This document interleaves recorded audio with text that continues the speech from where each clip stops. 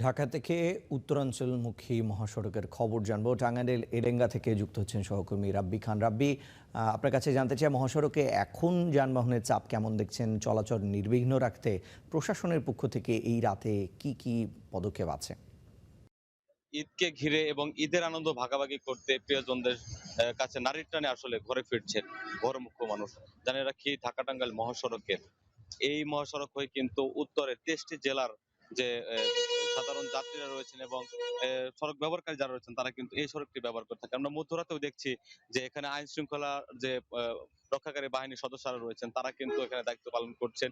ঢাকা টাঙ্গাইল যমুনা সেতু মহাসড়কের যে 65 কিলোমিটার এলাকা জুড়ে জেলা পুলিশের 1000-এর অধিক সদস্যরা কিন্তু দায়িত্ব পালন করছে। এছাড়া আমরা এই মহাসড়কে সেনাবাহিনী এবং আরো অন্যান্য বাহিনীর সদস্য যারা রয়েছেন তারা কিন্তু এখানে দায়িত্ব পালন করছেন।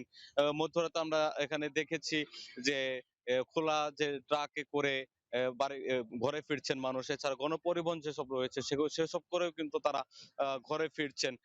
জানিয়ে রাখি যে সকাল থেকে আমরা বিভিন্ন মহাসড়কের পয়েন্ট ঘুরে দেখেছি, সেখানে কিন্তু পরিবহনের যে পরিমাণ চাপ ছিল সকাল থেকে, দুপুরের পর থেকে কিন্তু পরিবহনের চাপটা কিছুটা কমতে শুরু করেছে। তবে মধ্যরাতেও কিন্তু গণপরিবহনগুলো ফিরছে। বিশেষ করে আমরা দেখছি যে ঢাকাগামী যে লেনটি রয়েছে সেখানে কিন্তু খালি যে পরিবহনগুলো সেগুলো কিন্তু ঢাকার উদ্দেশ্যে রওনা হচ্ছেন। বলে রাখি যে আগামীকালকে কিন্তু যে পোশাক শিল্প কারখানাগুলো রয়েছে সেগুলো ছুটি ঘোষণা হবে। এরপর থেকে কিন্তু মহাসড়কে যে চাপ, চিরচেনা যে একটি চাপ আমরা দেখি প্রতি ঈদেই, সেই চাপটি কিন্তু আসলে গতকালকে থেকে আসলে দেখা যাবে। তবে এখন পর্যন্ত এই মহাসড়কের কোথাও যে দীর্ঘ যানজটের খবর, সেটি কিন্তু আসলে আমরা এখন পর্যন্ত দেখিনি।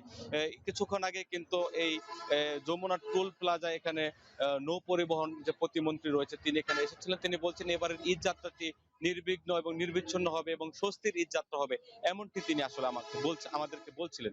এই ছিল আমার কাছে সর্বশেষ।